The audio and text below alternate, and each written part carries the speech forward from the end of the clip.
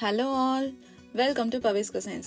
இன்னைக்கு நம்ம சேனல்ல மாங்காய் குழம்பு எப்படி பண்றதுன்னு பார்க்க போறோம். மாங்காய் குழம்பு பண்றதுக்கு தேவையான பொருட்கள் என்னென்னன்னு நான் அதுல லிஸ்ட் பண்ணியிருக்கேன் பாருங்க.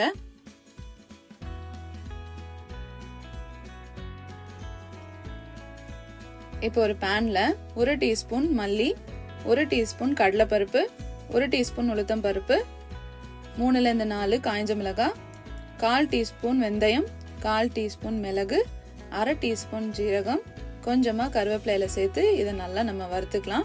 எண்ணெய் விடாம இத நல்லா dry roast பண்ணிக்கோங்க.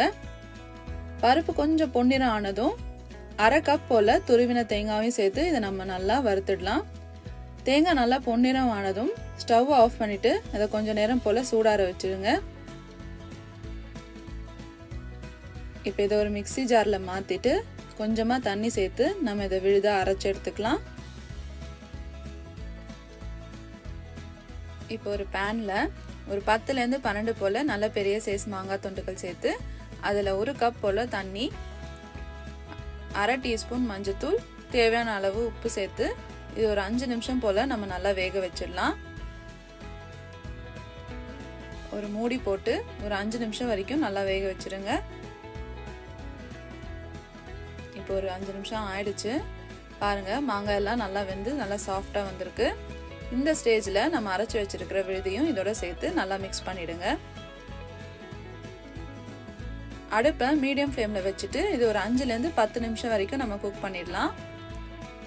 இப்போ ஒரு 10 நிமிஷம் ஆயிடுச்சு. அவ்வளவுதான், நம்மளோட மாங்காய் குழம்பு ரெடி ஆயிடுச்சு.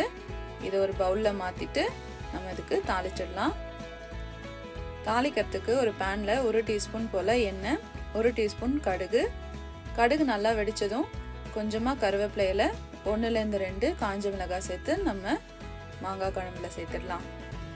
அவ்வளவுதான், நல்ல சுவையான புளிப்பான மாங்காய் குழம்பு ஈஸியா ரெடி ஆயிடுச்சு. உங்களுக்கு இந்த ரெசிபி பிடிச்சிருக்குன்னா நீங்களும் ட்ரை பண்ணி பார்த்துட்டு எப்படி இருக்குன்னு எனக்கு கமெண்ட் பண்ணுங்க. மறக்காம பவிஸ் குசின்ஸ்க்கு சப்ஸ்கிரைப் பண்ணுங்க.